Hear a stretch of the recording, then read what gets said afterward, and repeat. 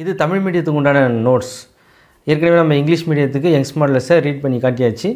இப்போ நம்ம தமிழ் மீடியத்துக்கான எக்ஸ்பெரிமெண்ட்டை ரீட் பண்ண போகிறோம். இது இங்கிலீஷ் மீடியத்தில் சேர்ந்த தமிழில் எழுதணும்னு நினைக்கிற ஸ்டூடெண்ட்ஸுக்கும் யூஸ் ஆகும். ஏன்னா இங்கிலீஷ் மீடியத்தில் சேர்ந்துருப்பாங்க, ஆனால் தமிழில் தான் எக்ஸாம் எழுதணும் அப்படின்னு நினைப்பாங்க. அவங்களுக்கு இன்னொரு டவுட்டும் இருக்கும், இங்கிலீஷ் மீடியத்தில் சேர்ந்ததால் தமிழ் மீடியத்தில் எக்ஸாம் எழுதலாமா, தமிழில் எக்ஸாம் எழுதலாமா அப்படின்ற டவுட்டும் இருக்கும். தாராளமாக நீங்கள் தமிழில் எக்ஸாம் எழுதலாம், அதுக்கு எந்த வித தடையுமே கிடையாது அப்படின்றத தெரிஞ்சுக்குங்க. அதனால் தைரியமாக நீங்கள் தமிழில் எழுதுன்னு நினைக்கிறவங்க இந்த நோட்ஸை ஃபாலோ பண்ணலாம். எங்குணகம், சீரற்ற வளைவு, குண்டூசி மற்றும் நுண்ணோக்கி முறை. நோக்கம்: சீரற்ற வளைவு முறையில் குண்டூசி மற்றும் நுண்ணோக்கியை பயன்படுத்தி கொடுக்கப்பட்ட சட்டத்தின் எங்குணகம் காணல். இதுதான் நம்ம எய்ம்.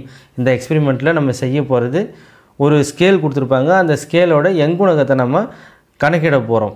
சரிங்களா? அதுக்கு தேவையான கருவிகள் நுண்ணோக்கி, அதுக்கப்புறம் குண்டூசி, சரிங்களா? சட்டம்னா ஸ்கேல் தான் சட்டம் அப்படின்னு சொல்கிறோங்க. திருகலவின்னா நமக்கு தெரியும், ஸ்க்ரூ கேஜ் அப்படின்றது வெர்னியர் அளவியை நம்ம பார்த்துருப்போம், ஏற்கனவே பார்த்தது தான்.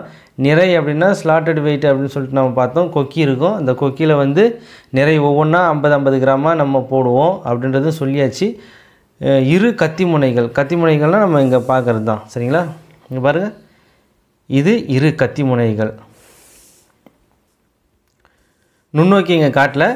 குண்டூசி அப்படின்னா இதுதான் குண்டூசி. சட்டம் அப்படின்னா இந்த ஸ்கேல் இருக்குது இல்லைங்களா, இந்த ஸ்கேல் தான் சட்டம் அப்படின்னு இங்கே சொல்கிறது. தமிழாக்கத்தில் சட்டம் அப்படின்னு தான் சொல்ல வேண்டியிருக்கு. சரிங்களா? திருகலவி இங்கே காட்டல, வெர்னியர் அளவி காட்டல. நிறை, இதுதான் நிறை, அவ்வளோதான். சரிங்களா? அதுக்கப்புறம் கொக்கி அப்படின்னு சொல்லிட்டு நம்ம பார்ப்போம். அது வெயிட் ஆங்கர் அப்படின்றது, அது நம்ம இங்கிலீஷ் மீடியம் நோட்ஸ் பார்த்தப்போ சொல்லியாச்சு.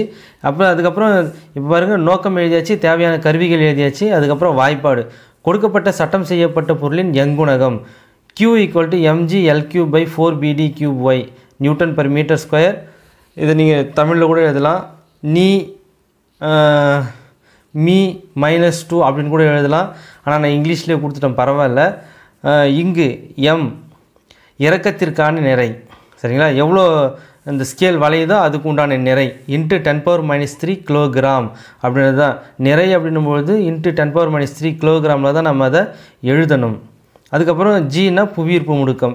இந்த ஃபார்முலாவில் ஜி வருதில்ல, அதுக்கு உண்டான எக்ஸ்ப்ளனேஷன் புவியீர்ப்பு முடுக்கம். இது 9.8 m/s². சரிங்களா? அதுக்கப்புறம் எல் அப்படின்னா இரு கத்திமுனைகளுக்கு இடைப்பட்ட தொலைவு, அதோட யூனிட் வந்து × 10⁻² மீட்டர். மீட்டரில் தான் நம்ம எழுதுவோம், சென்டிமீட்டரில் எழுதுவோம். எல்லாத்தையும் மெஷர் பண்ணுறது சென்டிமீட்டரில் தான், ஆனால் நம்ம அதை என்ன பண்ணணும், மீட்டராக கன்வெர்ட் பண்ணணும். அதுக்காக தான் × 10⁻² மீட்டர் அப்படின்னு நம்ம இங்கே எழுதுகிறோம். அதே மாதிரி கிராம் அப்படின்றப்ப நிறை இங்கே இருக்குல்ல, இந்த நிறையை வந்து நம்ம கிராமில் தான் மெஷர் பண்ணுவோம் லேபில், ஆனால் அதை வந்து கிலோகிராமாக கன்வெர்ட் பண்ணும்போது × 10⁻³ கிலோகிராம் அப்படின்னு நம்ம எழுதணும். சரிங்களா? அதுக்கப்புறம் பி, சட்டத்தின் அகலம். அகலம் அப்படின்னும்போது நம்ம வெர்னியர் கேலிப்பரை யூஸ் பண்ணி தான் அகலத்தை கண்டுபிடிப்போம். × 10⁻² மீட்டர். டி அப்படின்னா சட்டத்தின் தடிமன், இது × 10⁻³ மீட்டர். சரிங்களா? ஏன்னா இது வந்து 0.01 mm தான் நம்ம இங்கே மினிமம் வேல்யூவாக எடுத்துப்போம் மெஷர்மெண்ட் ஸ்கேலில். அதனால் × 10⁻³ மீட்டர்னு தான் இந்த ஸ்க்ரூ கேஜுக்கு எழுதுவோம். அப்போ ஸ்க்ரூ கேஜுக்கும் வெர்னியர் காலிப்பருக்கும் அந்த கன்வர்ஷன் டிஃப்ரென்ஸ் இருக்குது பாருங்கள். வெர்னியர் காலிப்பர் அப்படின்னா × 10⁻² மீட்டர், ஸ்க்ரூ கேஜ்னா × 10⁻³ மீட்டர் அப்படின்றத நீங்கள் ஞாபகம் வச்சுக்கோங்க. இதில் வந்து ரெண்டுமே ஒன்று தானே அப்படின்னு சொல்லிட்டு ஒரே மாதிரியாக எழுதுறதுக்கு நிறைய சான்சஸ் இருக்குது. சரிங்களா?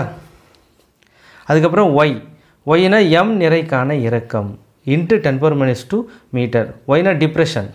இங்கே பாருங்கள், இங்கே ஸ்கேலு, இங்கே ஒரு டாட்டர் லைன் போட்டு காட்டினாக்கா கொஞ்சம் வளைஞ்சிருக்கும், கொஞ்சம் வெயிட் இருக்கும்பொழுது, நிறைய வெயிட் இருக்கும்போது நிறைய வளைஞ்சிருக்கும். அப்போ டிஃப்ரென்ஸ், ஒரு வெயிட் போடும்போது எவ்வளோ ஸ்கேல் வந்து உள்நோக்கி வளைஞ்சிருக்குது அப்படின்றதுக்கும், இன்னொரு வெயிட் போடும்போது ஸ்கேல் எவ்வளோ உள்நோக்கி வளைஞ்சிருக்கு அப்படின்றதுக்கும் உள்ள டிஃப்ரென்ஸ்.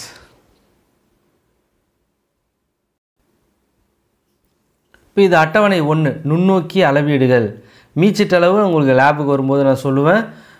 நுண்ணோக்கி அளவீடுகள் அப்படின்றப்போ மீச்சிட்டளவு நீங்கள் இந்த நுண்ணோக்கியோட எக்ஸ்ப்ளனேஷன் நான் கொடுத்துருப்பேன். அந்த வீடியோ லிங்க்கில் கொடுக்குறேன். அப்போ நீங்கள் அதில் கூட பார்த்து தெரிஞ்சுக்கலாம். அதில் டெரைவ் பண்ணியே காட்டியிருப்பேன் லீஸ்ட் கவுண்டெல்லாம் எவ்வளோ அப்படின்னு சொல்லி. இங்கே நுண்ணோக்கியில் வந்துட்டு இந்த டேப்லெட் காலம் போடும்போது நான் தமிழ் மீடியம் ஸ்டூடெண்ட்ஸுக்கும் சொல்கிறேன், இந்த மார்ஜின் வந்து கரெக்டாக விடணும் 2 பக்கமும். அதுவும் இல்லாமல் இந்த கீழே நீங்கள் போடுறீங்க இல்லைங்களா, இந்த லாஸ்ட்டில் வந்துட்டு சராசரி அப்படின்றத எழுதுகிற அளவுக்கு இடம் இருக்கணும் கீழே நோட்டோட எண்டில், அந்த பேஜோட எண்டில். அதையும் சேர்த்து நீங்கள் போட்டுக்கூடாது. ஒரு சிலர் வந்து பாதி டேப்லெட் காலத்தை ஒரு பக்கத்தில் போடுவீங்க, மீதி டேப்லெட் காலத்தை அடுத்த பக்கத்தில் போடுவீங்க. அந்த மாதிரி மிஸ்டேக்லாம் எப்போயுமே பண்ணக்கூடாது. சரிங்களா? ரைட். அப்புறம் இது ஃபஸ்ட்டு வரிசை எண், அதுக்கப்புறமா நிறை எம் இன்ட்டு 10⁻³ கிலோகிராம். இந்த மாதிரி ஒரு நம்ம டேப்லெட் காலம் போடும்பொழுது இந்த இடத்துல யூனிட் எழுதுறதுக்கு தனியாக ஒரு காலம் போட்டுடணும். சரிங்களா? அப்போ தான் நீட்டாக அழகாக இருக்கும். உங்களுக்கு எதுக்கு எந்த யூனிட் எழுதுகிறோம் அப்படின்றதும் தெரியும். சரிங்களா? இங்கே நிறை அதிகரிக்கும்பொழுது, இது நிறை குறையும் பொழுது. நீங்கள் இங்கிலீஷ் மீடியம் கொடுத்தல அந்த நோட்ஸும் இந்த நோட்ஸையும் கம்பேர் பண்ணி கூட பார்த்துக்கலாம். உங்களுக்கு நல்லா ஈஸியாக புரியும். அப்போ தமிழோட இங்கிலீஷை கம்பேர் பண்ணுறப்போ இங்கிலீஷை ஈஸியாக தெரிஞ்சுக்கிறதுக்கு உங்களுக்கு ஒரு சான்ஸ் கிடைக்கிது. சரிங்களா? இது நிறை அதிகரிக்கும் போது நிறை குறையும் போது அப்படின்னா அந்த கொக்கியில் வந்துட்டு ஒவ்வொரு நிறையாக போடுவோம், அதுக்கப்புறம் ஒவ்வொரு நிறையாக எடுப்போம் அப்படின்றது தான். சரிங்களா? இப்போ வந்துட்டு முதன்மை கோள் அளவீடு மைக்ரோஸ்கோப்பில், அதுக்கப்புறம் மூக்கோ ஆன முதன்மை கோள் அளவீடு, அப்புறம் வெர்னியர் ஒன்றிப்பு பிரிவு அப்படின்றது அர்த்தம். VOP அப்படின்னு எழுதியிருக்கிறது வெர்னியர் ஒன்றிப்பு பிரிவு, அதோடைய பிரிவுகள் அப்படின்னு நம்ம இங்கேயே எழுதியிருக்கோம். அப்புறம் திருத்தப்பட்ட அளவு. சரிங்களா? இல்லை சரியான அளவு அப்படின்னு சொல்லுவாங்க சில நேரத்தில். சரியான அளவுன்னு சொல்லலாம், திருத்தப்பட்ட அளவுன்னு சொல்லலாம், ரெண்டுமே ஒன்று தான். அதே மாதிரி இங்கே நிறை குறையும் போதும் முதன்மை கோள் அளவீடு, வெர்னியர் ஒன்றிப்பு பிரிவுகள், திருத்தப்பட்ட அளவு அப்படின்றது தான். சரிங்களா? அதுக்கப்புறம் சரியான அளவு அப்படின்னு சொல்லலாம். அதுக்கப்புறம் சராசரி அளவு. இதிலேருந்து கால்குலேஷன் போடுறப்போ உங்களுக்கு கால்குலேஷன்லாம் நான் சொல்கிறேன். நமக்கு லேபுக்கு சான்ஸே இல்லை அப்படின்னா இதெல்லாம் நான் பழைய ரீடிங் ஏதாவது ஒன்று வச்சு எப்படி டிஃப்ரென்ஸ் எடுக்கணும் அந்த மாதிரி எல்லாத்தையுமே நான் உங்களுக்கு சொல்லி கொடுத்துட்றேன். சரிங்களா? அதுக்கப்புறம் M = 200ன்னு போட்டிருக்கோம். அங்கே லேபில் நம்ம 8 ரீடிங் எடுத்தால் 200 கரெக்டாக இருக்கும். M என்ற 200 நிறைக்கான இறக்கம் அப்படின்றது Y. இங்கே 4 ரீடிங் எழுதியிருப்போம். W ஒரு W = 50 கிராம் அப்படின்னு அர்த்தம். இப்போ W + 50னாக்கா 50 + 50 100 அப்படின்னு அர்த்தம். சரிங்களா?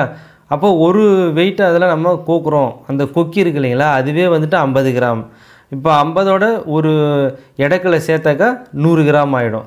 ஒன்று அந்த எடைக்கல்லில் எடுத்து அந்த கொக்கியில் மாட்டுவோம். சரிங்களா? அப்போது 100 கிராம் ஆகிடும்.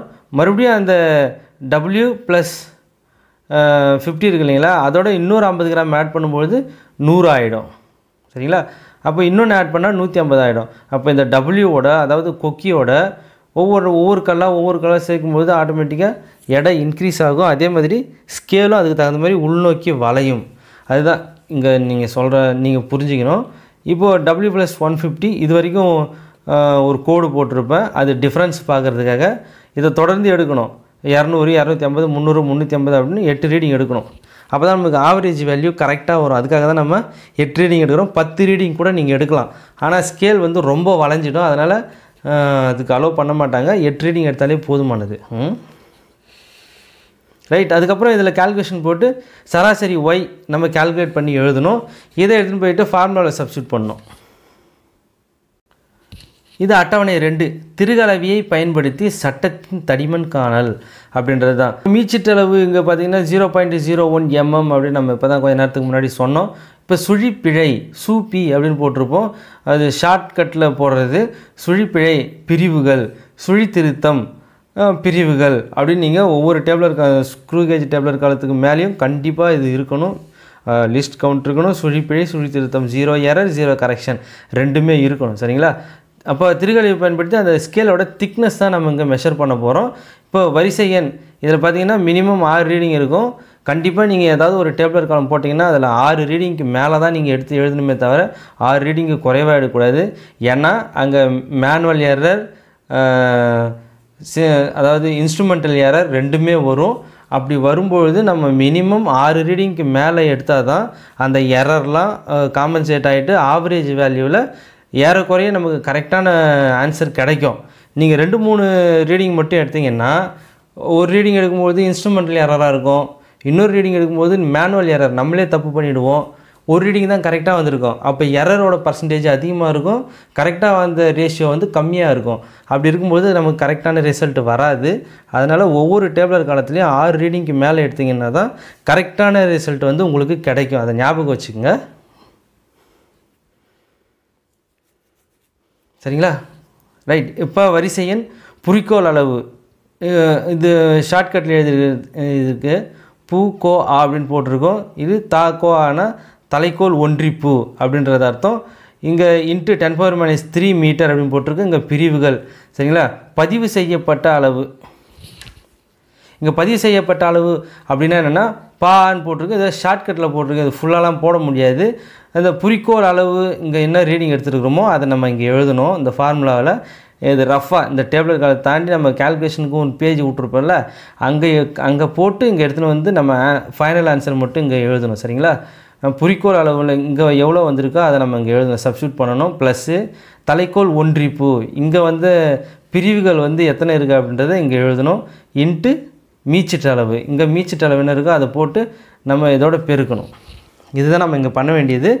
ஸ்க்ரூ கேஜோட லிங்க் நான் உங்களுக்கு கொடுத்துருந்தேன். அதில் நான் கால்குலேஷன் போட்டே காட்டியிருப்பேன். எப்படி லிஸ்ட் கவுண்டோட பெருக்கி அதை ஃபைனல் ஆன்சர் எழுதணும் அப்படின்றதையும் போட்டிருப்பேன். அதை நீங்கள் பார்த்து கண்டிப்பாக தெரிஞ்சுங்க. எந்த வீடியோவையும் ஸ்கிப் பண்ணாதீங்க. இது வந்து ஒரு என்டர்டெயின்மெண்ட் வீடியோ கிடையாது, சப்ஜெக்ட் வீடியோ.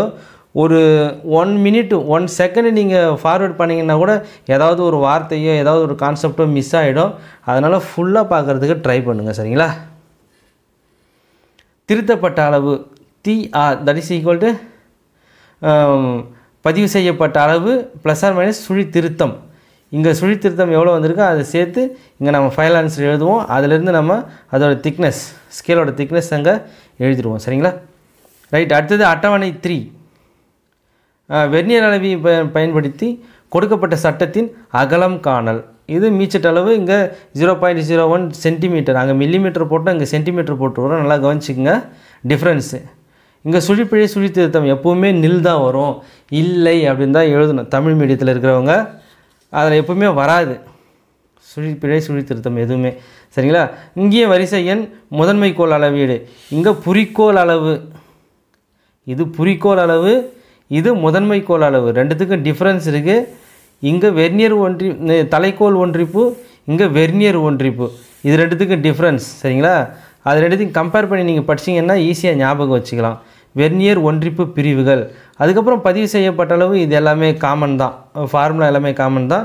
அதுக்கப்புறம் திருத்தப்பட்ட அளவு, இதை நம்ம எப்படி பண்ணுவோன்னா சுழி திருத்தம் அங்கே வர ரீடிங்கை வச்சு நம்ம எழுதுவோம். மேக்ஸிமம் இந்த சுழி திருத்தம் வர வாய்ப்பு இல்லை, இங்கே இருக்கிற ரீடிங்கை தான் இங்கே ஆன்சராக வரும். இப்போது 6 ரீடிங் எடுக்கணும். இதுலேயும் எடுத்துகிட்டு அதோட அகலத்தை வந்து ஆவரேஜ் எடுத்து எழுதிக்கணும்.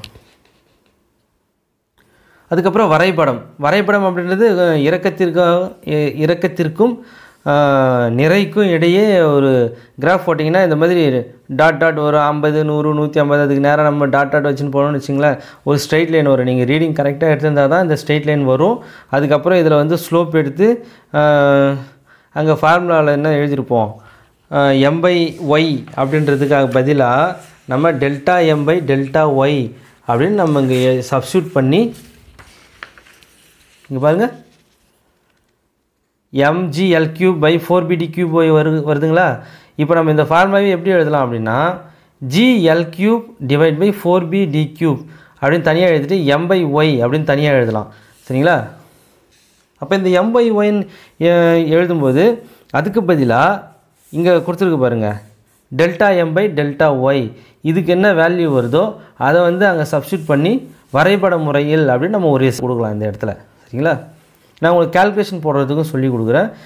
கொஞ்சம் நீங்கள் என்னை ஃபாலோ பண்ணணும். நான் என்னென்ன ஸ்டெப் பை ஸ்டெப்பாக என்னென்ன கொடுக்குறனோ அது எல்லாத்தையும் நீங்கள் ஃபாலோ பண்ணிங்கன்னா உங்களுக்கு கிளியராக லேபுக்கு போகாமலே உங்களுக்கு லேபுக்கு போன ஒரு ஃபீலை என்னால் வர வைக்க முடியும். நீங்கள் லேபில் எக்ஸ்பெரிமெண்ட் செஞ்ச மாதிரி ஒரு ஃபீலை என்னால் வர வைக்க முடியும். அதுக்கு நீங்கள் வந்து கோஆப்ரேட் பண்ணணும். நீங்கள் நான் சொல்கிறத ப்ராப்பராக ஃபாலோ பண்ணணும். சரிங்களா? அப்போ வரைபட முறையில் அப்படின்னு போட்டு கால்குலேஷன் போட்டு ஃபைனல் ஆன்சரை நம்ம இங்கே கொடுக்கலாம். அப்போ 2 ஆன்சர் நம்ம கொடுக்குறோங்க.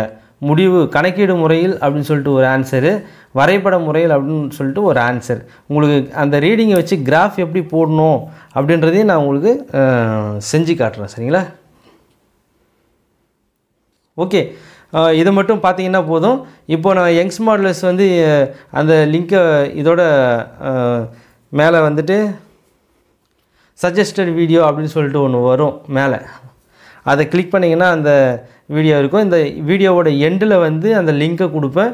இது ரெண்டுத்துலேயுமே நீங்கள் இதை எப்படி செய்யணும் அப்படின்ற வீடியோ ப்ரொசீஜர் எல்லாத்தையுமே நீங்கள் அதில் பார்த்துக்கலாம். அதில் கிளியராக போர்டு வச்சு நான் எக்ஸ்பிளைன் பண்ணியிருப்பேன். அதை பார்த்து நீங்கள் இந்த எக்ஸ்பெரிமெண்ட்டை தெரிஞ்சுங்க.